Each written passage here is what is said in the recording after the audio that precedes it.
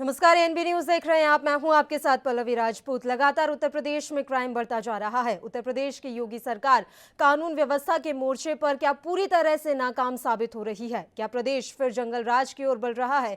योगी सरकार पिछले कुछ समय से कानून व्यवस्था के मसले पर विपक्ष के निशाने पर है। विपक्ष यह साबित करने में लगा है कि क्या योगी कानून व्यवस्था संभाल नहीं पा रहे हैं।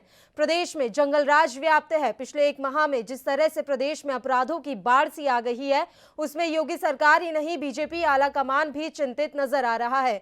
विपक्ष भी कानून व्यवस्था के मामले में योगी सरकार को घेरने का कोई मौका नहीं छोड़ रहा।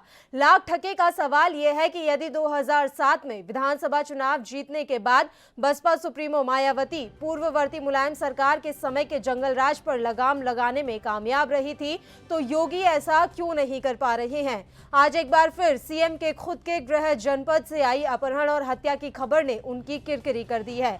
आखिर क्यों बढ़ रहे हैं यूपी में अपराध? क्या सीएम को अब अपनी रणनीति बदलने की जरूरत है?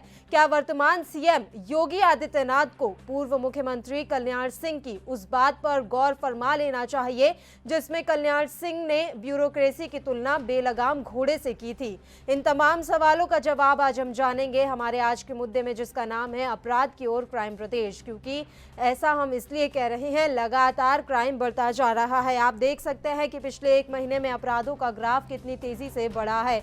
एक के बाद एक कई ऐसे दिल दहला देने वाले मामले सामने आए हैं और एक के बाद एक कई ऐसे अपराध की घटनाएं घटी हैं जिन्होंने कहीं ना कहीं योगी सरकार की किरकिरी तो की ही है, साथ ही उन्हें जवाब देने लायक भी नहीं छोड़ा है। लगातार तमाम सवाल खड़े हो रहे हैं क्राइम को लेकर। विपक्ष निशाने पर लिए हुए है योगी सरकार को। हालांकि योगी तमाम कोशिशें कर रहे हैं, उन्होंने लगातार कई कोशिशें की, लेकिन पिछले एक महीने में जिस कदर अपराध का ग्राफ बढ़ा है वो अपने आप में कई सवाल खड़े कर रहा है। अब की बार नया मामला उत्तर प्रदेश के गोरखपुर से ही सामने आया, जो कि सीएम का खुद का गृह जनपद है। वहां पर एक 14 साल के बच्चे का अपहरण किया गया, 1 करोड़ रुपए फिरौती की मांग की गई और उसके बाद उस बच्चे की हत्या कर दी गई। इस मामले में अब योगी सरकार ने ये तय किया है कि एनएसए के तहत कार्रवाई की जाएगी। इस घटना को लेकर मुख्यमंत्री योगी आदित्यनाथ एक्शन में आ चुके हैं। लेकिन सवाल यहाँ पर यह है कि घटनाएं लगातार जिस तरह से घट रही हैं उसके बाद एक्शन लेने का क्या फायदा, क्योंकि इन तमाम कार्रवाइयों का अपराधियों पर कोई खास असर पड़ता हुआ नजर नहीं आ रहा है। अपराधी जो एकदम मस्त हो चुके हैं और पुलिस पस्त हो चुकी है। अपराधियों में कानून का कोई खौफ नहीं, पुलिस का कोई खौफ नहीं। कहीं ना कहीं पुलिस प्रशासन की ये भारी लापरवाही है कि योगी सरकार के कार्यकाल में लगातार इस तरह से अपराधों का ग्राफ बढ़ रहा है। इस पूरे मसले पर यूपी में सियासत शुरू हो गई है। अखिलेश यादव और प्रियंका गांधी ने बिगड़ते कानून व्यवस्था को लेकर योगी सरकार पर सवाल भी उठाए हैं। हालांकि मुख्यमंत्री योगी आदित्यनाथ ने गोरखपुर में अपहृत बच्चे की हत्या के मामले में अपराधियों के खिलाफ सख्त कार्रवाई करने के निर्देश दे दिए हैं। योगी ने कहा है कि अपराधियों के विरुद्ध राष्ट्रीय सुरक्षा कानून लगाया जाएगा। एसएसपी गोरखपुर सुनील कुमार गुप्ता ने भी इस मामले में बताया कि बच्चे की किडनैपिंग और हत्या का मामले में 5 लोगों को गिरफ्तार किया गया है। आपको बता दें कि 13 वर्षीय नाबालिग बच्चा था, उसको पुलिस ने घर से कुछ दूर स्थित खेत से उसके शव को बरामद किया है। गांव से 5 किलोमीटर दूर केवटिया में बच्चे की लाश बरामद हुई। रविवार को पिपराइच के मिश्रोलिया टोला से बच्चे का अपहरण हुआ था। फिरौती में अपहरणकर्ताओं ने 1 करोड़ रुपए की मांग की थी। वारदात की जांच के लिए क्राइम ब्रांच, एसटीएफ और पुलिस की टीमें लगाई गई थी। सोमवार को घर से कुछ दूर स्थित खेत के पास बच्चे का शव बरामद हुआ है, जिसके बाद पुलिस ने शव को अपने कब्जे में लेकर पोस्टमार्टम के लिए भेज दिया है। इस मामले में सियासी घमासान तेज हो चुका है। यूपी के पूर्व सीएम और एसपी अध्यक्ष अखिलेश यादव ने ट्वीट किया, लगातार ये अपराध जिस तरह से बढ़ रहे हैं उस पर विपक्ष के निशाने पर है योगी सरकार। सवालों के घेरे में है पुलिस, क्या आखिर किस तरह से काम कर रही है, किस तरह से व्यवस्था को संभाला जा रहा है। तमाम सवाल इस समय उठ रहे हैं। पुलिस व्यवस्था इस समय सवालों के घेरे में है। प्रश्न चिन्ह लग गया है कि आखिर कानून व्यवस्था इतनी तेजी से कैसे बिगड़ रही है। हालांकि जब योगी सरकार सत्ता में आई थी तो पिछले हम देख सकते हैं कि सत्ता में आने के 1 साल तक जो कानून व्यवस्था है काफ़ी ठीक रही और लगातार एक के बाद ऑपरेशन भी चलाए गए अपराधियों के खिलाफ। लेकिन पिछले 1 महीने में अपराधों का ग्राफ काफ़ी तेज़ी से आगे बढ़ा है। पिछले 1 महीने में कई ऐसे मामले सामने आ गए हैं जो पूरे देश में हाईलाइट हुए और कहीं ना कहीं योगी सरकार की भारी किरकिरी इन मामलों के चक्कर में हुई है। लेकिन सवाल यहाँ पर अब ये उठता है कि आखिर योगी सरकार कर क्या रही है, आखिर गृह विभाग क्या कर रहा है, कानून मंत्री क्या कर रहे हैं। अफसरशाही का काफ़ी ज़्यादा इस समय हावी होती हुई नज़र आ रही है। जिस तरह से लगातार ये मामले बढ़े हैं, अपने आप में तमाम सवाल खड़े हो रहे हैं।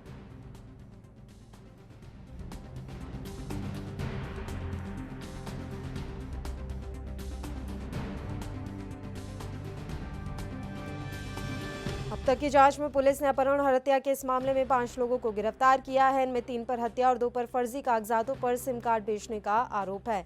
लेकिन इसमें एक नाम निखिल भारती का है, जो कि चौंकाने वाला है, क्योंकि वो उस बच्चे को ना तो सिर्फ जानता था, बल्कि कई दफे उन लोगों को साथ भी देखा गया। दोनों दोस्त थे, साथ में खेलते भी थे। अब ये तो खैर देखने वाली बात होगी कि इस मामले की जाँच की आँच कहाँ तक जाती है, लेकिन ये तय हो गया है कि यूपी में अपराधियों को पुलिस या सरकार का कोई भी खौफ नहीं है।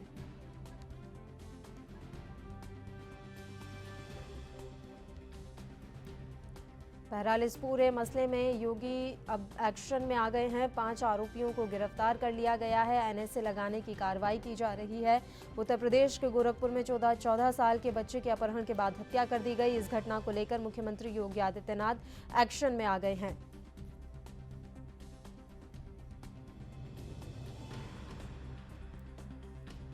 तो सीएम ने अपराधियों के खिलाफ सख्त कार्रवाई करने के निर्देश दिए हैं। सीएम ने पीड़ित परिवार को 5 लाख रुपए आर्थिक सहायता देने और आरोपियों पर एनएसए लगाने की घोषणा कर दी है।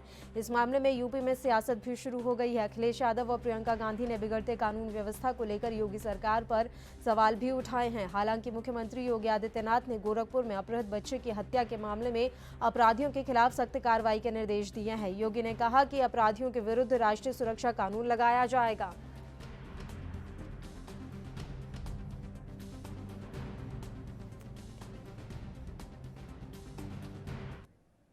तो उत्तर प्रदेश के कानपुर का लैब असिस्टेंट हो या फिर किडनैपिंग मर्डर केस, अभी लोग भूले ही नहीं थे कि गोरखपुर से किडनैपर्स ने 1 करोड़ के लिए एक नाबालिग को अगवा कर मार डाला है। इस मामले में पुलिस ने 5 आरोपियों को गिरफ्तार कर लिया है। साथ ही आरोपियों पर एनएसए लगाने की तैयारी कर ली गई है। एक रिपोर्ट देखिए।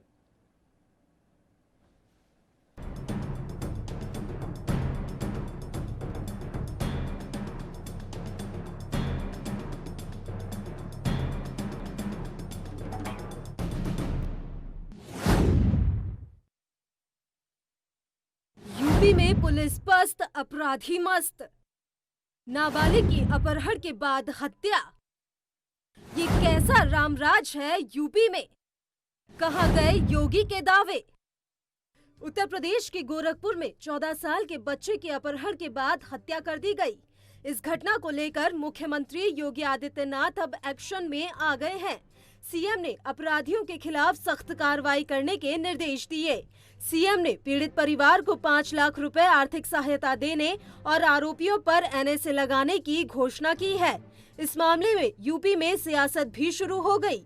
अखिलेश यादव और प्रियंका गांधी ने बिगड़ते कानून व्यवस्था को लेकर योगी सरकार पर सवाल भी उठाए हैं। हालांकि मुख्यमंत्री योगी आदित्यनाथ ने गोरखपुर में अपहृत बच्चे की हत्या के मामले में अपराधियों के खिलाफ सख्त कार्रवाई करने के निर्देश दिए।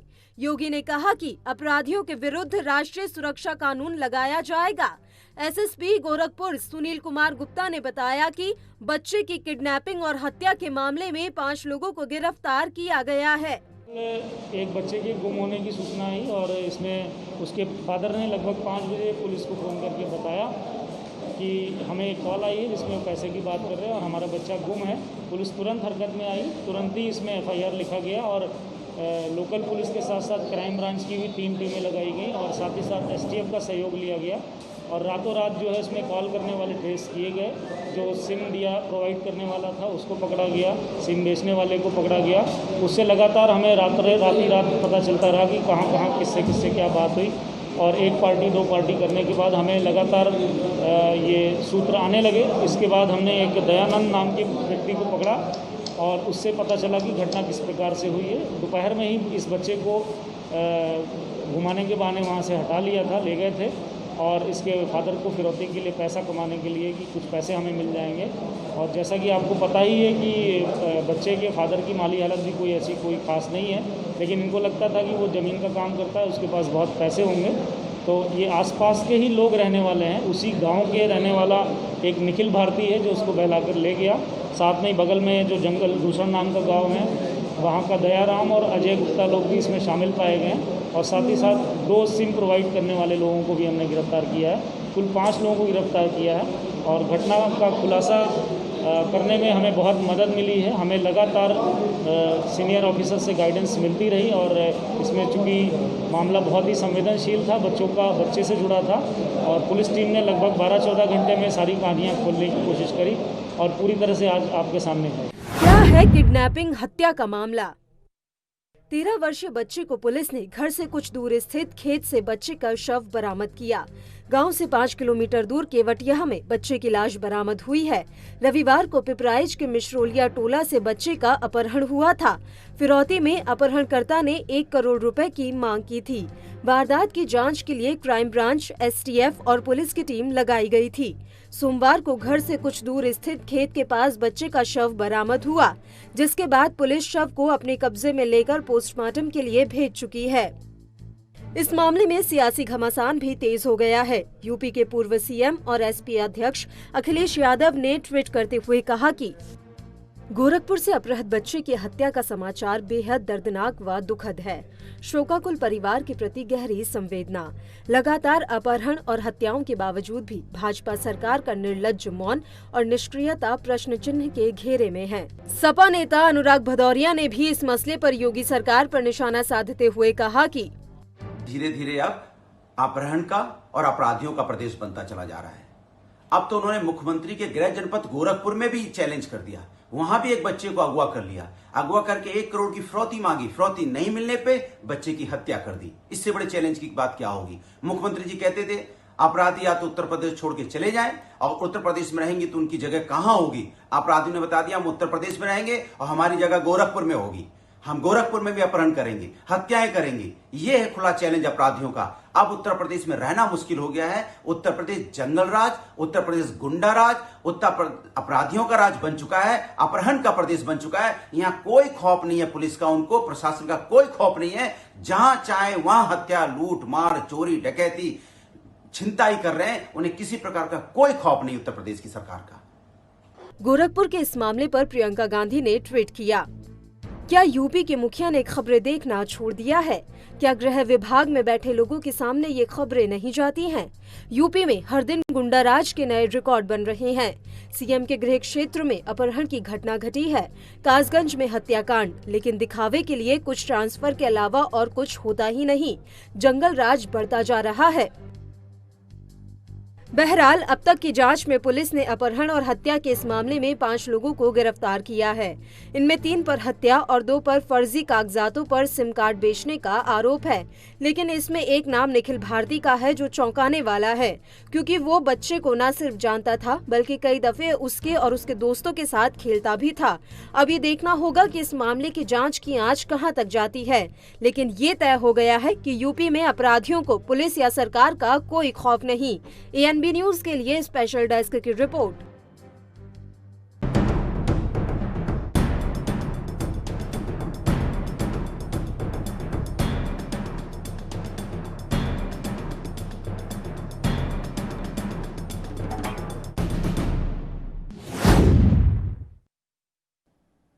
और इस खबर पर ज्यादा जानकारी के साथ हमारे संवाददाता राशिद सिद्दीकी लाइव हमारे साथ जुड़े हुए हैं। राशिद, पूरी जानकारी हम आपसे चाहेंगे, किस तरह से ये किडनैपिंग हुई और पुलिस की क्या कुछ लापरवाही इस मसले पर सामने आ रही है? जी बिल्कुल पल्लवी, अगर हम बताएं जिस तरह से गोरखपुर का ये कांड हुआ है, ये पुलिस के लिए बेहद ही शर्मनाक रहा है। क्योंकि 24 घंटे के अंदर अपहरण बच्चे को पुलिस ढूंढ नहीं पाती। हालांकि जिस तरह से फिरौती की रकम मांगी गई 1 करोड़ रुपए, ये सेम वैसी कहानी हुई जैसी कानपुर में 30 लाख रुपए फिरौती पुलिस के कहने पर दे दिया था और उसके बाद में उसकी लाश मिलती है। हाँ, हालांकि जो आला अधिकारी है, जो गोरखपुर के जो एसपी लाल है, उनसे जब हमारे रिपोर्टर ने फोन कर उनसे जानना चाहा कि आखिर बच्चे का अपहरण हुआ है, पुलिस की अब तक क्या कार्रवाई हुई है, तो ऊपर से उनका जवाब आता है कि आप ही लोग पूरी जांच कर लीजिए। मतलब अधिकारी के इस तरह के शब्द कहीं न कहीं से जिस तरह से कानून व्यवस्था है वो पूरी तरह से विफल और फेल होती हुई नजर आ रही है। क्योंकि जिस तरह से पान व्यवसायी है, तो बहुत बड़ा दुकानदार नहीं था, ये एक छोटा दुकानदार है और अपहरण की ये कोई पहली वारदात नहीं है। लगातार उत्तर प्रदेश के अंदर जो अपहरण घटना है वो बढ़ती चली जा रही है, जिसमें से 2 लोगों की निर्मम तरीके से हत्या हो गई अपहरण में। एक बच्चे को सकुशल बरामद किया गया और एक अभी भी लापता है, जिसका पुलिस अभी तक सुराग नहीं लगा पाई है।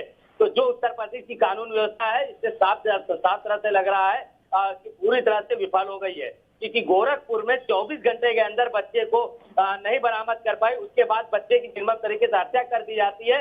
तब पुलिस जागती है, तब पुलिस एक्शन में आती है, तब पुलिस उसका 100 बरामद कर लेती है। तो कहीं ना कहीं साफ तौर पर पुलिस की लापरवाही देखी जा रही है। बिल्कुल राशिद, जो 5 आरोपी गिरफ्तार किए गए हैं इस मसले पर, उनके बारे में मैं आपसे जानकारी चाहूंगी कि क्या पांचों आरोपी आस पड़ोस के ही रहने वाले थे? जी बिल्कुल, जो 5 आरोपी थे, हालांकि जो मृतक बच्चे के पिता है, उनका साफ तौर पर कहना है ना ही तो लोगों को उनसे जान पहचान है, ना ही किसी तरह का कोई संबंध है। और इनके उस कॉलोनी में ये पहली बार ही देखे गए थे, इससे पहले भी वो कभी नहीं आए थे। हालांकि ये जो पूरी घटनाक्रम हुई है वो फिरौती की रकम को लेकर हुई है, क्योंकि उन लोगों ने सिर्फ फिरौती की रकम को लेकर ही बच्चे का अपहरण किया था। ना तो कोई उनसे संबंध निकल के आया, ना ही तो उनकी कोई नजदीकी निकल के आई, ना ही तो कोई संबंध निकल के आया।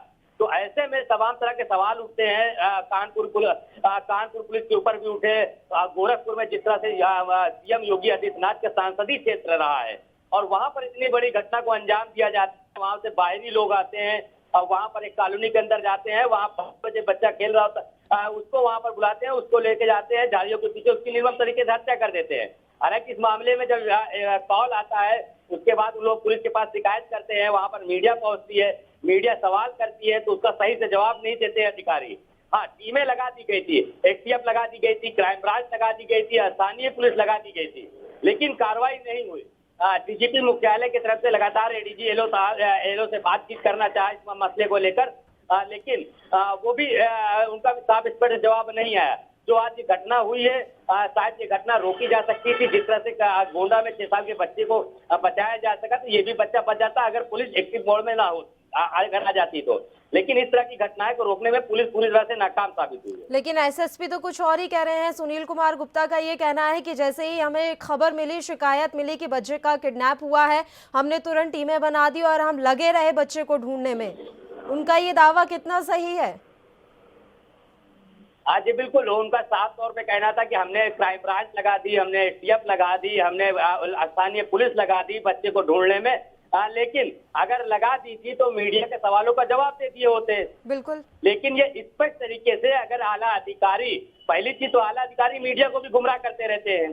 लगातार सवाल पर अगर पूछा जाए, क्योंकि उनको एक डर रहता है, क्योंकि जिस तरह से क्राइम बढ़ा है, जिस तरह से प्रियंका गांधी जी का ट्वीट आया, उन्होंने कहा जंगल राज उत्तर प्रदेश बन रहा है, जिस तरह से अखिलेश यादव का ट्वीट आया, जिस तरह से लगातार जो कांग्रेस के नेता हैं, प्रियंका गांधी हो, अनुराग भदौरिया जी हो या प्रियंका गांधी हो, राहुल गांधी हो, लगातार इस तरह के ट्वीट कर रहे हैं कि उत्तर प्रदेश जंगल राज बन रहा है। तो ये भी जमीनी स्तर पे कहीं ना कहीं साफ तौर पे देखने को मिल रहा है, क्योंकि अधिकारी कोई कुछ बोलने को तैयार नहीं हो रहा है घटनाओं को लेकर। लगातार घटनाएं बढ़ रही है। अब इस पर कहीं ना कहीं मुख्यमंत्री जी को बेहद सोचना होगा, क्योंकि जिस तरह से क्राइम बढ़ रहा है उत्तर प्रदेश के अंदर, तो वो कहीं छिपा नहीं है। वो केंद्र से लेकर उत्तर प्रदेश लगातार टीवी चैनल अपने खबरों दिखा रहा है कि उत्तर प्रदेश में किस तरह से क्राइम ग्राफ बढ़ता जा रहा है। लेकिन जो आंकड़े पेश किए जा रहे हैं मुख्यमंत्री के सामने, जो मुख्यमंत्री जी पेश कर रहे हैं, वो कहीं ना कहीं से देखने वाली बात है कि आखिर वो आंकड़े कम ट्वीट किए जा रहे हैं। लेकिन इससे ये बात तो साफ हो गई ना, जब मीडिया को ही गुमराह कर दिया जा रहा है, मीडिया को ही सही जानकारी नहीं दी जा रही, तो अधिकारी मुख्यमंत्री तक कैसे सही जानकारी पहुंचाते होंगे? मुख्यमंत्री को भी गुमराह करने की कोशिश की जा रही है, तभी इस तरह के हालात बनते हुए नजर आ रहे हैं। आए दिन हम देख रहे हैं कोई बड़ी घटना घट रही है यूपी में। जी बिल्कुल प्रियंका, लगातार घटनाएं अगर देखिए तो विकास दुबे के बाद से लगातार उत्तर प्रदेश जनता है वो बिल्कुल दहल गई है। एक के बाद एक बड़ी घटना है, एक के बाद एक बड़ी घटना है, और इस तरह की जो अपहरण की घटनाएं हैं, लगातार ये 4थी घटनाएं हो चुकी हैं। कानपुर के अंदर लगातार 3 घटनाएं हो चुकी। उसके बाद गोंडा एक अपहरण घटना हुआ, और उत्तर प्रदेश के गोरखपुर जिला जहां सीएम योगी आदित्यनाथ खुद के सांसद हो, वहां इस तरह की घटना पूरे उत्तर प्रदेश पुलिस के एक सवालिया निशान खड़ा करता है, क्योंकि ऐसी घटना कहीं ना कहीं बेहद ही शर्मनाक है। क्योंकि बिल्कुल मतलब इससे पहले भी कानपुर की घटना हम बताएं, कानपुर की पुलिस अब इतनी एक्टिव हो गई है कि वहां पर अब अपराधियों पे कम, वहां पर जैसे कल एक वीडियो वायरल हुआ था, बकरा पकड़ रही है। अब कानपुर की पुलिस वहां पकड़ा पकड़ रही है, क्राइम पे नहीं, अपराधी को पकड़ना तो दूर की बात है, पकड़ा पकड़ रही है, उसकी वीडियो वायरल हुई, लगातार अधिकारियों से संपर्क हुआ, अब कानपुर की पुलिस आपका पकड़ा पकड़ रही है। लेकिन ऐसे में तमाम सवाल उठते हैं। अब योगी जी को कम से कम इस चीज को सोचना चाहिए कि अब तो कम से कम जिस तरह की कानून व्यवस्था बिल्कुल फेल हो चुकी है, उसको अब दुरुस्त पे लाए, क्योंकि लगातार घटनाएं, कुछ घटनाएं तो मुख्यमंत्री जी के संज्ञान में नहीं आ पाती हैं, कुछ घटनाएं तो नीचे थाने के स्तर से ही सिमट के रह जाती हैं। बिल्कुल। लगातार अधिकारियों से पूछते रहिए, लगातार अधिकारियों से कल अधिकारियों के पास कल 12 बजे से लेकर 3 बजे तक अधिकारी के दफ्तर में बैठा रहा कि अधिकारी निकल के आए, डीजी एलओ साहब निकल के आए, डीजीपी साहब निकल के आए, एक बाइट दे दे, एक घटना की जानकारी दे दे। लेकिन वहां से उनका स्टाफ आता है और कहता है कि साहब मीटिंग है, साहब मिल नहीं सकते।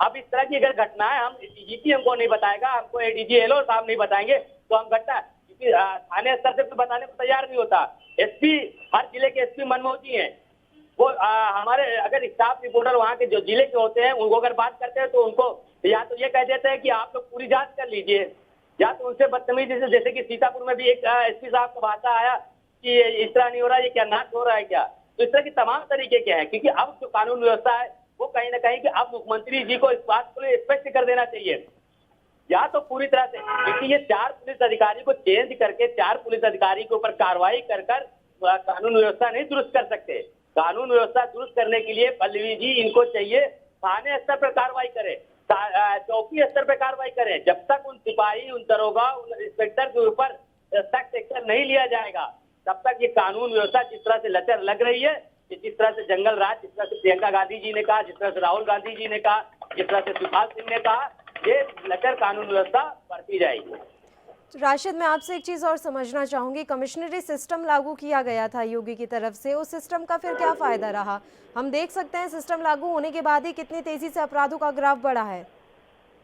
जी पल्लवी, देखिए मंत्री योगी जी ने 2 जगह जिलों में जो है कमिश्नरी सिस्टम लागू किया, नोएडा और लखनऊ। अगर नोएडा और लखनऊ की बात करें, जिस तरह से उन्होंने क्योंकि देखिए कोरोना महामारी चल रहा था, उसमें लेकर 4 महीने लगातार अभी तक लोग कोरोना महामारी से जूझ रहे हैं।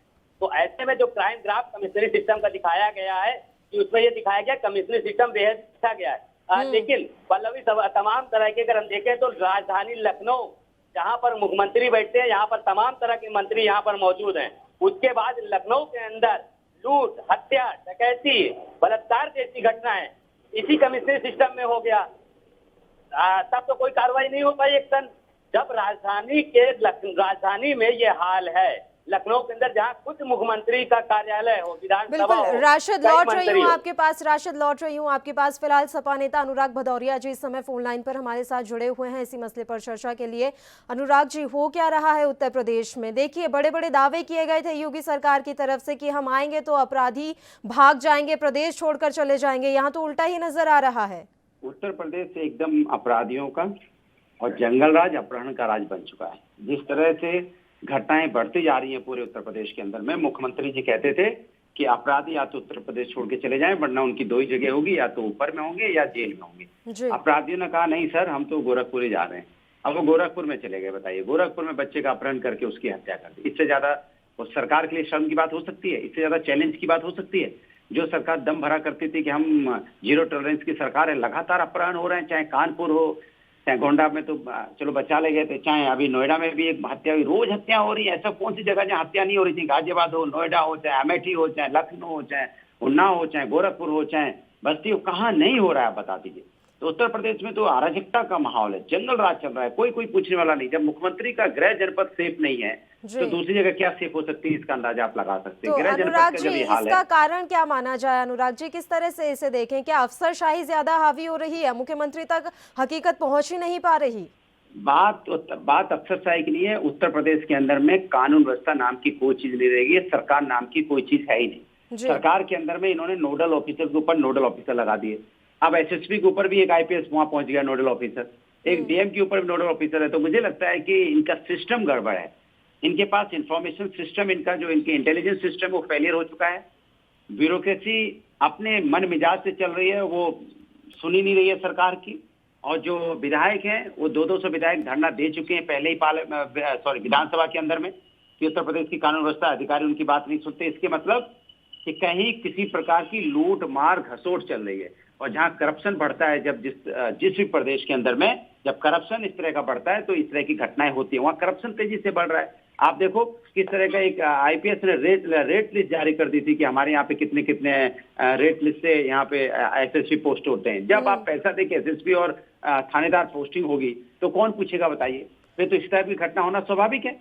तो जो ये हर मामले में कार्रवाई का दम भरा जाता है अनुराग जी, हर मामले में कार्रवाई का दम भरा जाता है कि हमने ये कार्रवाई कर दी, वो कार्रवाई कर दी, उस कार्रवाई का असर तो कुछ नजर ही नहीं आ रहा। अपराधियों में तो किसी तरह का कोई खौफ है ही नहीं, तो इन कार्रवाइयों का फायदा क्या? जिस प्रदेश के अंदर में पुलिस का ही इनकाउंटर करने लगे अपराधी, तो आप अंदाजा लगा सकते हैं कि क्या खौफ है। पुलिस को घेर के मारने लग जाए और पुलिस भी इस तरह की उनके साथ इन्वॉल्व हो जाए, पुलिस और अपराधियों की जब साठगांठ हो जाए तो आप समझ सकते हैं कि उत्तर प्रदेश के अंदर में हालत क्या होगी। आज अपराधी उत्तर प्रदेश की उसमें साठगांठ चल रही है। जब साठगांठ साफ उजागर हो चुका है, चाहे विकास दुबे की घटना हो, चाहे अभी कानपुर का अपहरण कांड हो जहां पे पुलिस के सामने फिरौती पैसा लेके भाग गए, तो आप अंदाजा लगा सकते हैं कि उत्तर प्रदेश की हालत क्या है। उत्तर प्रदेश के अंदर में एक अराजकता का माहौल है। अपराधी के बारे में आप तहरीर दो थाने में तो अपराधी आपको फोन करके धमकाता है। तुम्हारी हिम्मत कैसे हो गई? आप सोचो, आप अंदाजा लगा सकते हैं कि या तो पुलिस अपराधियों से मिली हुई है और या तो अपराधी पुलिस का साठगांठ चल रहा है, तभी तो इतनी बड़ी हिम्मतें हो रही है। नहीं तो इतनी बड़ी हिम्मत कैसे हो जाएगी अपराधियों की कि पुलिस का कोई खौफ ही ना हो। और मुख्यमंत्री अपना दम भरते रहते हैं और कहीं कुछ है नहीं, धरातल पे क्या है? जीरो है, शून्य है। बिल्कुल। ऐसे अभी बातें गिना सकता हूँ कि काम ही नहीं हो रहा है, काम ही नहीं हो रहा उत्तर प्रदेश के अंदर में, कोई काम नहीं हो रहा है। एक डेवलपमेंट के काम हुआ हो तो बताइए, एक फाइल मूव हो रही हो तो बताइए, कुछ नहीं। सारा दिन इस तरह इधर उधर की बातें होती रहती हैं। सारा दिन हम भी यही बाइट देते रहते हैं आपके टीवी चैनल पे, ये हत्या हो गई, वो मारकाट हो गई, यहाँ लूट हो गई, यहाँ हो गया। कहाँ हो रहा है कुछ डेवलपमेंट का काम? रोजगार की बात हो रही है कहीं पे? कहीं पे इंफ्रास्ट्रक्चर डेवलपमेंट की बात हो रही है? कोई ऐसी चीज सरकार ने बनाई जो सरकार बता पाए 3.5 साल में हमने ये इंफ्रास्ट्रक्चर बना दिया है, ये हमने आईटी बिल्डिंग बना दी है, या हमने ये रोड बना दी है, या हमने ये यहाँ पे इस तरह का एजुकेशन इंस्टीट्यूट बना दिए? क्या सरकार गिना पाती है? 3.5 साल में सरकार क्या गिना पाती है? सिर्फ उनसे पूछो कानून व्यवस्था खराब है, उत्तर प्रदेश जंगल राज चल रहा है, तो बस बताने लग जाएंगे। इसके पहले समाजवादी की सरकार थी, उसके पहले बीएसपी की सरकार थी, उसके पहले समाजवादी की सरकार थी, 17 साल से यहाँ पे ये हो रहा था। अरे कहानी गाते रहते हैं आप। 3.5 साल में क्या कर रहे हो उसके बारे में नहीं बताएंगे। मतलब रोने वाली सरकार है ये, दूसरों के ऊपर रोती है और खुद कुछ नहीं करती है। तो ये टीम 11 के साथ जो रोजाना बैठकें की जा रही हैं, मेरे आज तक समझ में नहीं आया इन बैठकों में आखिर क्या बातें हो रही हैं। अपराधी तो लगातार बढ़ते जा रहे हैं। टीम 11 सिर्फ नाश्ता पानी करने के लिए है। ये टीम 11 बहुत फेलियर है। इस टीम 11 को बर्खास्त कर देना चाहिए। जो टीम से आप हार रहे हो, टीम रखते क्यों है भाई? ऐसी टीम आप कभी रखेंगे क्या जिससे अगर मैच हो और टीम हारती रहे? तो ऐसी टीम को क्यों रखना भाई? टीम में प्लेयर चेंज कीजिए, बर्खास्त कीजिए वहां पे अपनी टीम को। इसका मतलब आपकी टीम बेकार है ना, तो फिर टीम को क्यों ढो रहे हो?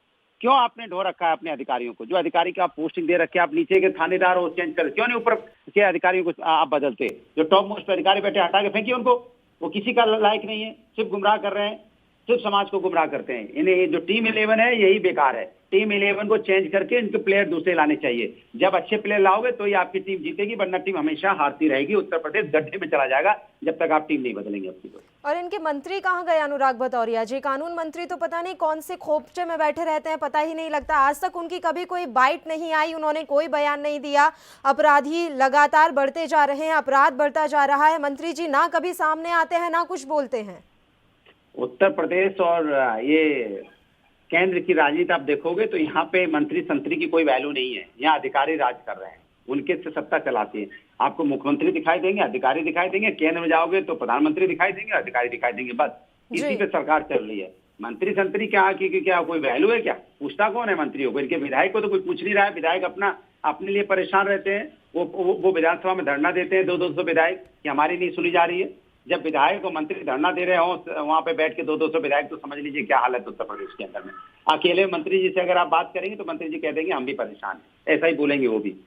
उत्तर प्रदेश में जंगल राज चल रहा है, सिर्फ जंगल राज, और कहीं कुछ नहीं है, कोई कानून व्यवस्था नहीं, कुछ नहीं। बिल्कुल अनुराग जी, आप हमारे साथ लगातार ऐसे ही जुड़े रहिए। फिलहाल हमारे संवाददाता राशिद सिद्दीकी हैं, उनके साथ प्रगतिशील समाजवादी पार्टी से भी नेता जुड़े हुए हैं, उनसे कुछ बातचीत कर लेते हैं।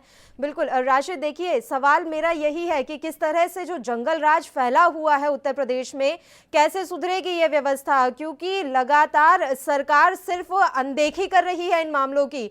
कार्रवाई करने से क्या हो जाएगा? आप मुआवजे का मरहम लगा देते हैं, लेकिन जो असली मर्ज है वो वहीं का वहीं रह जाता है। जी बिल्कुल जी, हमारे साथ इस समय जिस तरह की लगातार कृपाल सिंह ने भी कई बार इस तरह का मुद्दा उठाया। लगातार उन्होंने अपने कार्यकर्ताओं से, अपने नेताओं से भी कहा कि समाज में जाइए, लोगों की जो पीड़ा है वो सुनिए, थाने स्तर, चौकी स्तर तक जाइए। तो इसी को लेकर इस समय हमारे साथ प्रगतिशील समाजवादी पार्टी के जो नेता है वो भी मौजूद है, क्योंकि लगातार वो सारी घटना हो, लगातार उस पर, क्योंकि समाजवादी पार्टी और प्रगतिशील पार्टी लगातार भले से अलग है, लेकिन काम उनका जमीनी स्तर पर वही हो रहा है। तो उनसे जानना चाहेंगे कि आखिर जिस तरह से लगातार प्रियंका का ट्वीट है, जंगल राज का, लगातार उत्तर प्रदेश की कानून व्यवस्था आप देख ही रहे हैं, तो क्या लग रहा है आपको कि किस तरह से जो उत्तर प्रदेश के अंदर अब कानून राज चल रहा है? देखिए, जिस तरीके से ट्वीट की बात करें तो माननीय श्री हमारे राष्ट्रीय अध्यक्ष शिवपाल सिंह यादव जी के ऊपर ट्वीट आया है, और उनके आदेश पे हम तमाम बसपा कार्यकर्ता हैं, जगह जगह पे जिनको न्याय नहीं मिल रहा है, थाना चौकी स्तर से लेकर मुख्यमंत्री तक भी ज्ञापन देने का काम कर रहे हैं। तो जब से हम ये लोग देख रहे हैं, कानून व्यवस्था जो है, ये एक तरफ से हाईकोर्ट भी कह चुका है, पहले तमाम बड़े नेता भी कह चुके हैं, जंगल राज पूरी तरीके से जंगल। गोरखपुर में अपहरण को लेकर हत्या कर दी गई, इसको लेकर किस तरह से आप लोग की जाहिर सी बात है, क्या लगता है आपको? देखिए, गोरखपुर का जो कांड हुआ है, मैं तो समझता हूँ किसी अधिकारी ने उसको ढंग से लिया नहीं। वो सोच रहे हवा हवाई हर चीज है। भाई, अगर हम गोंडा का बचा सकते हैं तो हम गोरखपुर क्यों नहीं? क्योंकि कानपुर पुलिस का जो कल वीडियो वायरल हुआ, मैंने भी देखा उसको, ये जो कानपुर की पुलिस अपराधियों को छोड़ के जब बकरों को पकड़ने लगेगी तो जंगल राज होना जाहिर सी बात। क्या लगता है अभी तक क्यों इनके मंत्री नेता निकल के सामने नहीं आ रहे? क्यों मुख्यमंत्री जी इस पूरे मामले को संज्ञान नहीं? लगातार क्राइम उत्तर प्रदेश के अंदर जिस तरह से आप लोग आवाज उठा रहे हैं, जिस तरह से आप लोग प्रदर्शन कर रहे हैं, लगातार उत्तर प्रदेश के अंदर क्राइम बढ़ता चला जा रहा है। क्राइम देखिए, उत्तर प्रदेश में यहाँ तक भी सुनने में आ रहा है कि मुख्यमंत्री जी के बड़े अधिकारी नहीं सुनते उनकी बात, बड़े अधिकारियों की बात छोटे अधिकारी नहीं सुनते। तो ये है, इस वजह से पूरे जंगल राज पूरे उत्तर प्रदेश में फैला हुआ है। आज जिस तरीके से एक हफ्ते के बीच में, मैं कहता हूँ कि आप घटना उठा के देख लीजिए, इतनी घटनाएं तो कभी भी लगातार नहीं हुई जितनी एक हफ्ते के बीच में घटनाएं हो गई। एक से बड़ी एक घटना हो गई है, चाहे अमेठी वाले कांड को लेके, चाहे हम गोरखपुर संसदीय क्षेत्र मुख्यमंत्री जी के क्षेत्र का कांड आप ले लीजिए, गोंडा का कांड ले लीजिए, बड़ी बड़ी घटना उत्तर प्रदेश में होने लगी है। अपराधी पूरी तरीके से बेलगाम से सवाल पूछिए राशिद, आखिर विपक्ष की भूमिका किस तरह से निभाएंगे? ये क्या ट्विटर पर ही बयानबाजी सीमित रह जाएगी या कानून व्यवस्था को सुधारने का झंडा विपक्ष उठाएगा? जी बिल्कुल। तो क्या लगता है कि आप सिर्फ ट्विटर ही खेलेंगे या इसके लिए लेकर कोई बड़ी लड़ाई लड़ेंगे न्याय के लिए, जिस तरह से जंगल राज मिल जाए? देखिए, धारा 144 लागू है। अगर ये अभी तक लागू, कोरोना महामारी है, इसको भी देखते हुए हर चीज करी जा रही है। हम लगातार मुख्यमंत्री, डीएम, एसडीएम और सबको ज्ञापन, थाना इंचार्ज को भी ज्ञापन देने का काम कर रहे हैं। अगर जरूरत पड़ी तो हम लोग धरने देने भी सोशल डिस्टेंसिंग करके, फॉलो करके धरने देने का भी काम करेंगे। और लगातार हम लोग ने इस बीच में धरने दिए। किस तरह से विपक्ष की भूमिका आप लोग किस तरह निभाएंगे? किस तरह से सरकार को घेरेंगे? किस तरह से क्राइम बढ़ा, किस तरह से आप लोग? हम ये कहेंगे कि 2017 के बाद से जब हमारी पार्टी बनी, हमने तो स्वयं विपक्ष को जगाने का भी काम किया है। जितने धरने प्रगतिशील समाजवादी पार्टी ने कर दिए हैं, उतने किसी पार्टी ने नहीं किए हैं। तो हम लगातार इस पे देख रहे हैं। हमारे राष्ट्रीय अध्यक्ष शिवपाल सिंह यादव भी इस पे ध्यान रखें। उन्होंने कभी एक आदेश भी आया था कि आप भ्रष्टाचारी पुलिसकर्मी और जो विभाग उनकी लिस्ट बनाई है, वो लिस्ट माननीय मुख्यमंत्री जी को देंगे। तो लगातार हम लोग हैं, सड़कों पे भी हैं, लोगों के लिए भी हैं, हमेशा खड़े रहे, उनके लिए काम करते रहे। जी बिल्कुल। पल्लवी जी, सभी सुना आवाज है प्रदेश पार्टी के जो कार्यकर्ता थे, इनका साफ तौर पर कहना था, इनकी लिस्ट बनी है, इनके राष्ट्रीय अध्यक्ष जी ने भी कहा है। किस तरह? बिल्कुल राशिद, लौट रही हूँ आपके पास। अनुराग भदौरिया जी लगातार हमारे साथ फोन लाइन पर जुड़े हुए हैं, लेकिन राशिद देखिए, हमारे साथ अभी प्रगतिशील समाजवादी पार्टी के नेता जुड़े हुए थे। अब वो कह रहे हैं कि वो विपक्ष की भूमिका निभा रहे हैं, लेकिन हम देख सकते हैं कि सिर्फ ट्विटर पर ही ये बातें रह जाती हैं। जब भी कोई मामला सामने आता है तो तमाम विपक्षी नेता ट्वीट कर देते हैं और सरकार पर निशाना साधते हैं। जैसे ही मामला ठंडा हो जाता है तो विपक्ष गायब हो जाता है। ऐसे काम कैसे चल पाएगा? अगर वो विपक्ष में है तो एक मजबूत विपक्ष की भूमिका उन्हें भी निभानी पड़ेगी। जी बिल्कुल पल्लवी, बिल्कुल साफ, बिल्कुल सही चीज आपने बताया, क्योंकि लगातार क्योंकि अखिलेश यादव जी का ही ट्वीट देखिए, सिर्फ ट्विटर पर कांग्रेस थोड़ा बहुत इसे निकल कर अगर आती है, जैसे कि उनके जो प्रदेश अध्यक्ष है लल्लू सिंह, कई बार उन्होंने निकलने का प्रयास किया, लगातार उन्होंने लाठियां फेंकाई, हिरासत में भी लिए गए, कई बार उन्होंने प्रदर्शन किया। हालांकि समाजवादी पार्टी ने भी इस समय कानपुर घटना को लेकर उन्होंने भी प्रदर्शन किया, उनके ऊपर भी लाठियां चली। लेकिन अब कहीं ना कहीं से अब विपक्ष को घेरने के लिए अब विपक्ष को मजबूत होना पड़ेगा। सरकार को घेरने के लिए विपक्ष को कहीं ना कहीं तो मजबूत होना पड़ेगा। ट्विटर से काम नहीं चलेगा। घर में बैठ के ट्विटर कर दिया या वहां से बैठ के हैंडल कर दिया, वहां से अपने कार्यकर्ताओं को दौड़ा दिया। अब अगर विपक्ष को मजबूत होना है, विपक्ष को, सरकार को घेरना है, क्योंकि इतने मुद्दे हैं विपक्ष के पास, तो लगातार मुद्दे ही मुद्दे हो गए, क्योंकि लगातार अपहरण, हत्या, रेप, लूट डकैती घटनाएं बढ़ रही है, क्राइम तो बढ़ रहा है, लगातार बढ़ रहा है। इधर कोरोना महामारी चल रही है, इसको लेकर जनता बेहाल है, जनता के पास काम नहीं है, अब जनता बेरोजगार हो चुकी है। अब कहीं ना कहीं विपक्ष को इस सब मुद्दों को लेकर अब कम से कम सरकार को घेरना है। लेकिन विपक्ष कर क्या रही है? विपक्ष सिर्फ ट्विटर पे ट्वीट दे रही है, सिर्फ ट्विटर कर रही है, ट्वीट कर दे रही है, जंगल राज बन गया, गुंडा राज बन गया, ये बन गया। लेकिन आना चाहिए। हालांकि काफी कांग्रेस के लोगों को काफी उम्मीदें लगी थी, कांग्रेस में लोगों को काफी उम्मीद लगी थी कि प्रियंका आएंगी, शायद उत्तर प्रदेश के अंदर लगातार धरना प्रदर्शन होंगे, लगातार न्याय की गुहार लगाएंगे। लेकिन उनका भी अभी सिर्फ ट्वीट आया। हालांकि पार्टी के कार्यकर्ता है वो उतर रहे हैं मैदान में। इसी तरह प्रगतिशील का अगर ले ले तो राष्ट्रीय सुपाल जी ने आदेश कर दिया, एक उन्होंने लिस्ट जारी की कि जितने भी थाने चौकी स्तर के जो भी पीड़ित न्याय के लिए जाए उनके साथ हमारे कार्यकर्ता जाए। लेकिन उनके कार्यकर्ता भी वहां तक इसलिए नहीं पहुंच पाते, उनको भी कहीं ना कहीं डर है, पुलिस का डर है कि कहीं ना कहीं 12/44 देखिए कोरोना महामारी चल रही है, हम वहां जाते हैं हमको पुलिस उठा लेती है। तो कहीं ना कहीं विपक्ष कुछ इस डर के मारे शायद रोड पर नहीं निकल पा रही। तो ये सब एक डर बना हुआ, लेकिन इस डर को भी अब विपक्ष को अपने दिल से निकालना पड़ेगा। बिल्कुल, और मुझे तो ये भी लग रहा है कि जिस तरह के हालात बने हुए हैं, खुद मुख्यमंत्री योगी आदित्यनाथ को अब उतरना चाहिए। टीम 11 के ऊपर वो जितना विश्वास कर रहे हैं उतना विश्वास भी सही नहीं, उन्हें वाकई में हालातों का जायजा लेना चाहिए, स्थितियां क्या हैं ये उन्हें खुद धरातल पर उतर कर देखनी चाहिए। जी बिल्कुल, जिस तरह से टीम 11 जिस दिन से टीम 11 बनाई गई है पल्लवी जी, उसी दिन से जो टीम 11 की जो टीम है आईजी रेंज के अधिकारी को टीम 11 में शामिल किया गया, उसके बाद से भी क्राइम नहीं घटा, उसके बाद से भी क्राइम बढ़ता रहा, लगातार बढ़ रहा है। तो कहीं ना कहीं टीम 11 के बाद मुख्यमंत्री जी को अब स्वयं क्योंकि चुनाव भी अब नजदीक है, अब मुख्यमंत्री जी को कम से कम अब उतरना चाहिए कि अभी तक जनता कोरोना महामारी से लड़ रही है, अब जनता क्राइम के ग्राफ बढ़ता देखकर डर रही है। जिस तरह से जनता के अंदर एक भय पैदा हो गया, आज लखनऊ के अंदर यह हाल है पल्लवी, क्योंकि यहाँ पर तमाम ऐसी बड़ी कॉलोनियां हैं जहाँ पर तमाम ऐसे बड़े लोग उद्योगपति यहाँ पर हैं। आज वो अपने बच्चों को डर के मारे अब घर में लिए बैठे हैं। पहली कोरोना का डर, अब अपहरण का डर, अब लगातार जो डर है वो जनता के अंदर वो बढ़ता चला जा रहा है। क्राइम, लूट, डकैती, हत्याएं लगातार बढ़ रही है, उसको लेकर डर। अब कहीं ना कहीं उत्तर प्रदेश के अंदर अगर मुख्यमंत्री जी नहीं जागे तो ये अधिकारी जो बैठे हुए हैं ऊपर, जो कुछ बोलने को तैयार नहीं होते, जो मीडिया को गुमराह करते हैं, जो अपने प्रदेश के मुख्यमंत्री को गुमराह करते हैं, इसी तरह कानून व्यवस्था, जिस तरह से प्रियंका गांधी, जिस तरह से अखिलेश यादव, जिस तरह से अनुराग भदौरिया, जिस तरह से शिवपाल सिंह ने कहा कि जंगल राज है, वो जंगल राज में ही तब्दील हो जाए। बिल्कुल, बहुत बहुत शुक्रिया राष्ट्रीय तमाम जानकारी हम तक पहुंचाने के लिए। फिलहाल बीजेपी नेता प्रदीप सिन्हा जी इस मसले पर चर्चा के लिए फोन लाइन पर हमारे साथ जुड़े हुए हैं। प्रदीप सिन्हा जी, एक और किडनैपिंग और हत्या, वाकई दुखद है और मन बहुत दुखी है, लेकिन सरकार ने अपनी ओर से त्वरित कार्रवाई की और एनएसए लगाने की अनुशंसा की है करने की बात है। अपराधी जो इस तरह की जघन्य हत्याकांड कर रहे हैं, एक के बाद एक वारदात होती जा रहा है, ऐसे लोगों के खिलाफ ऐसे कठोर कानूनी कार्रवाई की जाए कि जेल छूटकर वो बाहर ना आ सके। मैं आपकी और आपकी पार्टी पर तमाम सवाल उठाने से पहले आपसे ही समझना चाहती हूं कि आखिर ये क्यों हो रहा है, कहां कमी रह जा रही है। सरकार कोशिश कर रही है, खुद योगी आदित्यनाथ खूब कोशिश कर रहे हैं, फिर कमी आखिर कहां रह जा रही है? आखिर आपको लगता नहीं कि कहीं ना कहीं नीतियों को बदलने की जरूरत है? देखिए, मैं समझता हूँ कि सरकार की कोशिशों में कोई कमी नहीं, लेकिन जो अपराधी तत्व हैं आदतन मजबूर हैं अपनी आदतों से और अपनी उपस्थिति बनाए रखने के लिए समाज में जो एक अपना वो माहौल बनाकर रखा है उन्होंने भय का और भय के माध्यम से पैसा वसूली का, तो वो उसको बरकरार रखना चाहते हैं और चुनौती दे रहे हैं सरकारी तंत्र को। तो सरकार भी इस पर हाथ पर हाथ धर के बैठने वाली नहीं है, उनको बिल्कुल माकूल जवाब मिल रहा है और आगे भी मिलेगा और उन पर ऐसी कार्रवाई होगी कि आने वाला समय देखेगा। चूंकि लीगल प्रोसीडिंग में थोड़ा वक्त लगता है, आप देखेंगे कि जब सारी चीजें कोर्ट में प्रूफ होंगी जाकर, जब एविडेंस रखे जाएंगे तो उनको सजा भी उसी तरीके मिलने वाली है।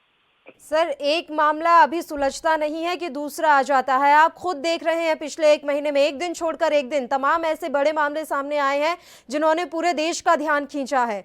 कैसे आप ये बात कह रहे हैं सर कि कड़ी कार्रवाई की जाएगी? कर रही है सरकार, मैं उस बात को डिनाई नहीं कर रही हूँ, कर रही है सरकार, कोशिश भी की जा रही है, पर लग रहा है कि नौकरशाही ज्यादा हावी है, जो वास्तविक स्थिति है वो मुख्यमंत्री तक पहुंच ही नहीं पाती। अभी आपने देखा होगा कि एक बच्चे का अपहरण हुआ और उसको वापस लाया गया। तो ऐसा नहीं है कि पुलिस बिल्कुल चाहती नहीं है कि क्राइम कंट्रोल में हो, पुलिस भी अपनी ओर से प्रयास कर रही है। मैंने कहा एक मामला प्रदीप सिन्हा जी, जी 100 में से एक मामला जिसमें पुलिस ने अच्छी कार्रवाई की, बाकी उन 99 मामलों का क्या? अपराधी पुलिस से 4 कदम आगे हैं प्रदीप सिन्हा जी। अपराधी 24 घंटे नहीं होते कि वो हत्या करके बच्चे का शव खेत में फेंक के चले जाते हैं। मैं तो वही कह रहा हूँ ना कि मैं इस बात से इनकार नहीं कर रहा हूँ कि घटनाएं नहीं हुई। मैं क्या चुनौती पेश की जा रही है उनकी ओर से, अपराधियों के द्वारा, और प्रशासन, पुलिस तंत्र भी उनको उसी तरफ से जवाब भी दे रहा है। आपने देखा हो कई अपराधी पकड़े गए तो उनको इनकाउंटर में गोली भी लगी, कुछ ने जान गंवाई, कुछ जेल के भीतर हैं। तो थोड़ा सा मैं समझता हूँ कि प्रशासन अपनी ओर से प्रयास जो कर रहा है उसको मीडिया की ओर से भी थोड़ा समर्थन किए जाने की आवश्यकता है। राजनीतिक दल एक दूसरे पर समर्थन कर रहा है प्रदीप सिन्हा जी, मीडिया समर्थन कर रहा है। मेरी बात सुनिए आप, इसी मसले पर, जो ये 14 साल के बच्चे का अपहरण और हत्या की गई, इसी मसले पर हमारे ही चैनल के संवाददाता ने जब वहां की स्थानीय पुलिस से बात करने की कोशिश की तो उन्होंने ये जवाब दिया था। फिर आप ही जांच कर लीजिए सारी। आप कह रहे हैं कि मीडिया समर्थन नहीं कर रहा है। मीडिया हमेशा सपोर्ट में खड़ा हुआ है। देश का भला होगा, उत्तर प्रदेश की स्थिति अच्छी होगी तो हमें बुरा नहीं लगेगा, हमें खुशी होगी। लेकिन किस तरह का सपोर्ट आपके जो पुलिस है वो हमें कर रही है, वो भी आप देख लीजिए। पलट के जवाब ये दिया जा रहा है कि आप ही जांच कर लीजिए फिर सारी। वही कह रहा हूँ मैं ना कि है जो आप कह सकते हैं कि जो समय की जरूरत है उसको किस तरह से हैंडल किया जाए, तो कहीं ना कहीं वो प्रोफेशनल नजरिया नहीं है और लोगों के आक्रोश को बढ़ाने वाला होता है। तो प्रशासन तंत्र में भी आमूलचूल बदलाव हो और पुलिस तंत्र में भी बदलाव हो, इसके लिए योगी आदित्यनाथ खुद प्रयास भी कर रहे हैं। आपने देखा हो कई दफा उन्होंने पुलिस कर्मियों को भी सचेत किया कि कुछ ऐसी घटना न हो कि निर्दोष मारा जाए। ठीक है, जो दोषी है उनके खिलाफ कार्रवाई कीजिए, आपको छूट भी है, लेकिन ये भी बात ध्यान रखा जाए कि निर्दोष न मारे जाए। तो मैं समझता हूँ कि इस कड़ी में जो बातचीत होती है, कोई अगर संजीदगी वाला व्यक्ति अपनी ओर से पहल करता है। आपके पास सर, आप हमारे साथ लगातार जुड़े रहिए, आप हमारे साथ बने रहिए। मैं लौट रही हूँ आपके पास। फिलहाल यूपी के पूर्व डीजीपी अरविंद जैन जी इस समय फोन लाइन पर हमारे साथ जुड़े हुए हैं इसी मसले पर चर्चा के लिए। अरविंद जी, मैं आपसे समझना चाहूंगी सर, आखिर क्यों अपराधों का ग्राफ बढ़ रहा है यूपी में? ऐसा नहीं है कि कार्रवाई नहीं हो रही, कार्रवाई हो रही है, लेकिन फिर भी अपराधों में कमी नहीं आ रही। आखिर कमी कहाँ रह जा रही है? देखिए, लॉकडाउन के पीरियड में 3-3.5 महीना अपराध बिल्कुल रुके रहे प्रदेश में। तो ये आशंका पहले भी थी कि जब ये लॉकडाउन खुलेगा और लोगों का मूवमेंट बढ़ेगा, क्रिमिनल्स का भी मूवमेंट बढ़ेगा, तो कुछ ये आशंका थी कि अपराध बढ़ेंगे। अपराध बढ़े भी हैं एकदम से, पर ऐसा नहीं है कि हर किसी में कार्रवाई नहीं हो रही है। जो गोरखपुर वाला केस है, इसमें नोन लोग हैं, जानने वाले लोग हैं जिन्होंने कि उसको बच्चे को लिवा ले गए साथ में। देखिए, अपहरण कर लेना आसान होता है, किसी को भी साथ ले जाइए, कह दीजिए अपहरण हो गया। फिरौती वसूलना आसान काम नहीं है। ये अनप्रोफेशनल गैंग था, इसलिए इन्होंने हत्या कर दी। 1 करोड़ की फिरौती मांगी, उस परिवार की हैसियत ही नहीं है 1 करोड़ की फिरौती देने की। दुर्भाग्यपूर्ण घटना है, हो गई, और ये जो है अब सब पकड़ भी गए हैं और कार्रवाई भी सख्त हो रही है। उन पर एनएसए गैंगस्टर सबके ऑर्डर कर दिए हैं और फास्ट ट्रैक कोर्ट में केस चलेगा। मैं समझता हूं कि आवश्यकता इस बात की है कि हर केस में डिटरेंट एक्शन लिया जाए, कड़ी से कड़ी कार्रवाई अभियुक्तों के विरुद्ध की जाए, और जब ये प्रक्रिया जारी रहेगी स्वतः अपराध का ग्राफ धीरे धीरे नीचे आ जाएगा। सर, कानपुर किडनैपिंग केस को ज्यादा वक्त नहीं बीता है, वहां तो जो अपराधी हैं उनसे ज्यादा अनप्रोफेशनल तो पुलिस रही। आप बिल्कुल सही कह रही हैं। जो बर्रा केस है उसमें जो तत्कालीन इंस्पेक्टर था रणजीत राय, जो सस्पेंड किया गया है, उसका अनप्रोफेशनल एटीट्यूड था, और उसी अनप्रोफेशनल एटीट्यूड का खामियाजा कानपुर नगर की पुलिस ने उठाया और उसकी हत्या हो गई। वहां पर भी आप देखेंगे प्रोफेशनल गैंग नहीं था, उसके नोन लोग थे, उसके दोस्त थे, और उनको उम्मीद थी कि कुछ पैसा मिल जाएगा। वो उसको रख नहीं पाए अपने पास में, किडनैपी को, हत्या कर दी। उसके बाद उन्होंने पैसा वसूलने की कोशिश की हत्या के बाद। तो ये इतना आसान नहीं होता है किडनैपिंग करना। जैसा मैंने कहा, आसान है, किसी भी फ्रेंड की किडनैपिंग कर लीजिए, पर पैसा वसूलना, फिरौती वसूलना एक बड़ा मुश्किल कार्य होता है, और वो कर नहीं पाए और पूरा गैंग एक्सपोज हो गया, पकड़ गए और सबके सब जेल में हैं। उन सब पे कड़ी कार्रवाई हो रही है। पर जो अनप्रोफेशनल एटीट्यूड रंजीत राय का, बर्रा की पुलिस का शुरू में रहा, उसका खामियाजा कानपुर नगर की पुलिस ने भुगता। और बड़ी बात यहाँ पर अरविंद जैन जी ये भी है कि हम एक भी ऐसा एग्जाम्पल सेट नहीं कर पाए हैं जिसे देखकर अपराधियों में खौफ पैदा हो। आप मुझे सर एक एग्जाम्पल दे दीजिए जिसे देखकर हाँ लगे कि वाकई में अगर हम गलत करेंगे तो उसका नतीजा हमें ये भुगतना पड़ेगा। नहीं, ये आपके सामने जो 2-3 घटनाएं आई हैं, ये 23 करोड़ की आबादी का प्रदेश है। अगर आप इसको देखें तो 7वें नंबर का देश होगा ये वर्ल्ड में। तो जीरो टॉलरेंस की पॉलिसी क्योंकि चल रही है और बड़े सख्त निर्देश हैं सीएम के, इसलिए हर घटना की समीक्षा हो रही है और हर घटना पे उसको जो है वो उसकी आलोचना हो रही है। देखिए, घटनाएं हमेशा से उत्तर प्रदेश में होती रही हैं। मैं भी इस प्रदेश में 37 साल रहा हूं। बहुत से एनकाउंटर हो रहे हैं, बहुत से बड़े बड़े बदमाश मारे जा रहे हैं, पकड़े जा रहे हैं, अंदर डाले जा रहे हैं। माफियाओं के खिलाफ कार्रवाई इस समय युद्ध स्तर पे चल रही है। गैंगस्टर्स एक्ट में प्रॉपर्टीज की जब्ती की कार्रवाई चल रही है। 2-3 घटनाओं से आप इतने बड़े प्रदेश की कानून व्यवस्था सर को 2-3 घटनाएं नहीं है अरविंद जी, इन 2-3 घटनाओं के बारे में आपको ये कहना चाहूंगी कि ये घटनाएं तो ऐसी थी जिन्होंने पूरे देश का ध्यान अपनी ओर खींच लिया। सोशल मीडिया पर वीडियोस वायरल हो गए, तमाम खबरें छप गई, तो इन पर ध्यान चला गया देश का। आए दिन ऐसी घटनाएं हो रही हैं सर, मैं खुद उन खबरों को बनाती हूँ, मैं खुद पढ़ती हूँ। ऐसा नहीं है, एक दिन नहीं है यूपी में जिस दिन पूरा दिन सही सलामत चला जाए। कहीं ना कहीं से लूट की घटना आएंगी, कहीं ना कहीं से हत्याएं की घटना आएंगी।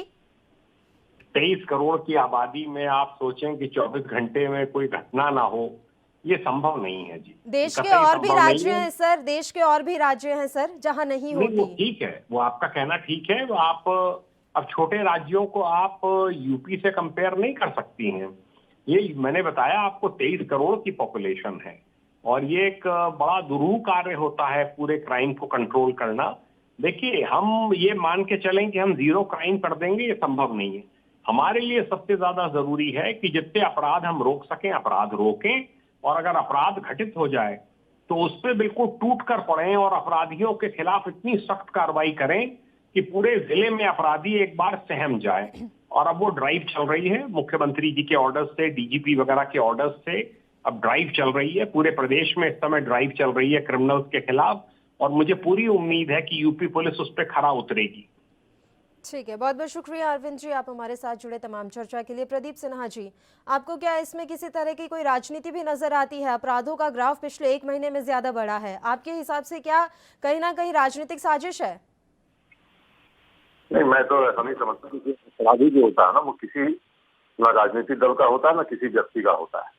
वो आदतन अपराधी होता है, और जो अपराध की दुनिया में एक बार चले जाते हैं, उनकी जो मानसिक वृत्ति होती है सिर्फ अपराध करने का, उसी से जीने का, और उसी में वो मर भी जाते हैं।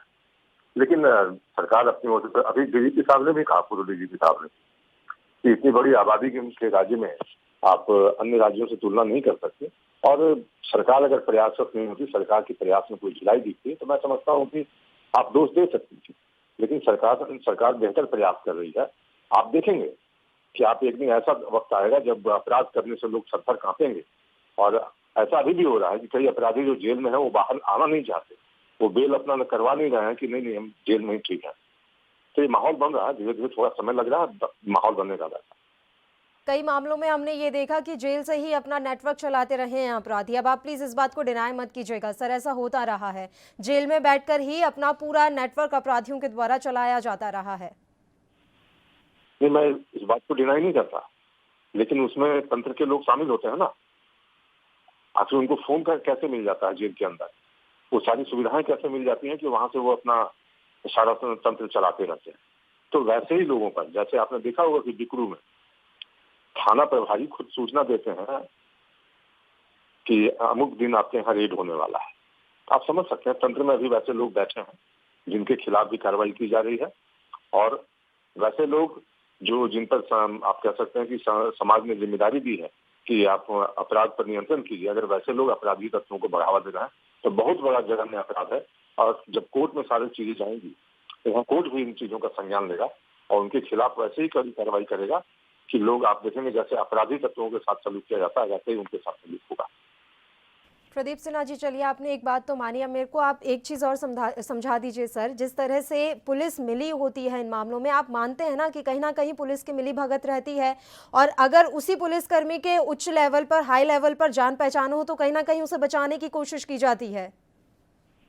नहीं, आप कुछ मामलों में कह सकते हैं, सभी मामलों में नहीं। पुलिस की कुछ ही मामलों में कह रही हूँ प्रदीप सिन्हा जी, मैं भी कुछ ही मामलों में कह रही हूँ, लेकिन संरक्षण मिल जाता है और वो अपराध को बढ़ावा देने के लिए काफी है।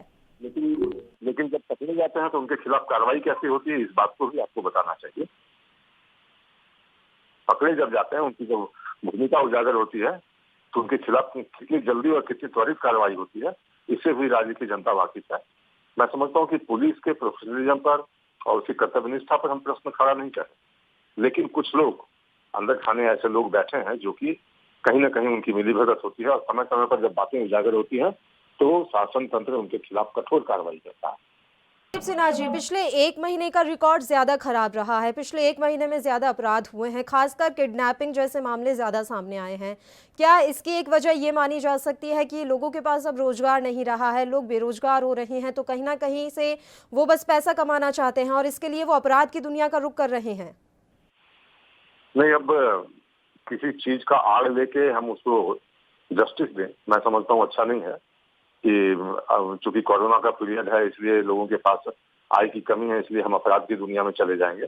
बहुत सारे लोग इस देश में मेहनत मजदूरी करके भी खा रहे हैं, 2 वक्त का राशन अपने परिवार के लिए भी जुटा रहे हैं और खुद का भी पालन पोषण कर रहे हैं। तो ऐसे तत्व जो अपराध को जरिया बना लिया है लोगों ने पैसा कमाने का, अब उनको चेतना पड़ेगा कि न समाज स्वीकार करेगा, न शासन तंत्र स्वीकार करने जा रही है। जी, जुड़े रहिए आप हमारे साथ। सपा के प्रवक्ता कपिश जी इस समय फोन लाइन पर हमारे साथ मौजूद हैं। कपिश जी, गोरखपुर में जो कुछ भी हुआ, किडनैपिंग की गई, उसके बाद हत्या कर दी गई एक नाबालिग बच्चे की, सबसे पहले इस मसले पर आपकी प्रतिक्रिया। देखिए, सबसे बड़ी बात यह है कि आपके जिसकी हत्या की आप बात कर रहे हैं, वो बच्चा जो है वो निर्बोध था और उसका किसी किस्म का कोई दोष नहीं था। सबसे पहले आपके चैनल के माध्यम से हम उस शोकाकुल परिवार को अपनी श्रद्धांजलि अर्पित करते हैं। ये बात ये कहना चाहते हैं, ये पहला अपहरण का मुद्दा नहीं है। योगी सरकार जब से बनी हुई है तब से लेकर मुसलसल आज तक हत्या, लूट, बलात्कार, इस तरह के जो जितने गंभीरतम मामले हैं, ये इसकी बाढ़ सी आ पड़ी है। एनसीआरबी की आप अगर रिपोर्ट देखेंगे तो आप पाएंगे कि 35 से 40% इस तरह के अपराध पहले से कहीं ज्यादा बढ़ गए हैं 2017 से 2020 के बीच में। तो कहीं ना कहीं से पुलिस को ये मूल्यांकन करने की आवश्यकता है, कहीं ना कहीं से हमारे योगी सरकार को ये मूल्यांकन करने की आवश्यकता पड़ेगी कि आखिर उन्होंने जब 6000 मामले लगभग एनकाउंटर किए, जिसमें से 1200 कैजुअलिटीज भी हुई, जिसमें कि अपराधी तथाकथित रूप से अपराधी भी मारे गए, तो इसके बाद भी आखिर क्या बात है कि अपराध दिन दुगनी रात चौगनी तरक्की इनके शासनकाल में कर रहा है। तो इनको सोचना पड़ेगा कि भाई देखिए, अगर आप वाकई में चाहते हैं कि अपराध पे कमांड हो तो आपको पुरानी पुलिसिंग व्यवस्था पर यानी अन्वेषण की व्यवस्था पर वापस लौटना पड़ेगा। क्योंकि एनकाउंटर को जिस तरीके से अभी विकास दुबे का सामने आया है, सुप्रीम कोर्ट ने, माननीय सुप्रीम कोर्ट ने भी जिस तरह की अल्फाज यूज किए हैं कि अब इसके बाद कोई उत्तर प्रदेश में इस तरीके की घटना नहीं होनी चाहिए, वो सारी बातें खोल करके रख देती हैं कि सरकार इस समय खुद ही पुलिस का अपराधीकरण करती है। तो वर्तमान समय में सेलेक्टिव काम करने के कारण सरकार की ये स्थिति बनी हुई है। जहां तक आप देखेंगे, जो हिटलिस्ट भी बनाई जाती है, जो चीजें बनाई जाती हैं, वो अपराधियों के हिसाब से नहीं होती हैं, वो इस हिसाब से होती हैं कि कौन इन्हें सूट करते हैं, कौन इनको सूट नहीं करते हैं। तो सबसे पहली चीज तो ये कि सरकार को एक न्याय व्यवस्था के तहत काम करना चाहिए, पुरानी पुलिसिंग व्यवस्था पे आना चाहिए, अन्वेषण को तरजीह देनी चाहिए। माननीय न्यायालय सजा देने के लिए जब बना हुआ है तो पुलिस का काम सजा देना नहीं है, उसको न्यायालय तक ले जाना चाहिए। पुलिस की पुलिसिंग सुधारें ताकि अच्छा अन्वेषण करके आरोप पत्र दाखिल करे जिस पर कि न्यायालय सजा करा सके, तभी लोगों के मन में दहशत बैठेगा कानून का इकबाल वर्तमान समय में पूरी तरीके से उत्तर प्रदेश के अंदर समाप्त हो चुका है। आपने देखा होगा कि जो पत्रकार जो है एमटी विजिल का काम करता है, अगर कोई कुरीतियां या इनके समय में होने वाले तमाम मुद्दों को उठाता है, जैसे कि आपने उन्नाव के अंदर देखा कि शिवम मणि त्रिपाठी ने सरकारी भूमि पे जो कब्जे हो रहे थे उनके विरुद्ध आवाज उठाई थी और उसकी आवाज बंद कर दी गई। अभी आपने देखा कि एक पत्रकार विक्रम जोशी जी थे, उनको किस तरीके से हत्या कर दी गई और वो प्रयासरत रहे कि उनका एफआईआर दर्ज हो जाए छेड़छाड़ का उनके भांजी के खिलाफ, और वो एफआईआर तक दर्ज नहीं हुआ और अंत में जो है उनको हलाक कर दिया। तो इस तरह की स्थितियां देखिए आपके सामने मोतिवातिर और लगातार बनी है, जो कि पुलिस प्रशासन की कार्रवाई पर प्रश्न चिन्ह उठाएगा ही। संजीत यादव जो अपहरण कांड था जो 1 महीने के बाद खुला, और वो भी पुलिस कथित रूप से खोल पाई है, क्योंकि अभी तक संजीत यादव की लाश बरामद नहीं हुई है। इसलिए वो जो 5 पकड़े गए तथा कथित अभियुक्त हैं वो तो मासूम बन के निकल आएंगे, और पुलिस ही इसमें जो पुलिस की कार्रवाई है वो संदिग्ध स्पष्ट दिखाई दे रही है। अब उत्तर प्रदेश की पुलिस अपहरण जैसे मामलों में फिरौती दिलाने का काम कर रही है, और क्या इनकी साठगांठ है ये जांच के विषय पर ही देखिए, बिल्कुल जांच का विषय तो बहुत कुछ है। हालांकि सरकार दावे कर रही है कि हम तमाम प्रयास कर रहे हैं, लेकिन ये प्रयासों का असर नजर नहीं आ रहा है। आप दोनों का बहुत बहुत शुक्रिया तमाम चर्चा के लिए आप हमारे साथ जुड़े। हालांकि शुरुआत में योगी आदित्यनाथ ने लापरवाही करने वाले नौकरशाहों और पुलिस अधिकारियों पर काफी सख्त रवैया अख्तियार कर रखा था। इसी वजह से कोरोना से पहले प्रदेश की कानून व्यवस्था की स्थिति ज्यादा चाक चौबंद थी। आज स्थिति यह है कि योगी सरकार द्वारा दबाव में ज्यादा फैसले लिए जा रहे हैं। इसी के चलते कई अधिकारी तो नप जाते हैं तो कई बच जाते हैं। लब्बो लुआब यह है कि योगी जी की प्रदेश की कानून व्यवस्था पटरी पर लाने के लिए जितनी जल्दी टीम 11 की छत्र छाया से बाहर निकल आएंगे, उतना ही उनके और उनकी पार्टी के लिए बेहतर रहेगा। मेरे साथ इस बुलेटिन में इतना ही। मुझे दीजिए इजाजत। देश प्रदेश की तमाम ताजा खबरों के लिए आप बने रहिए हमारे साथ। नमस्कार।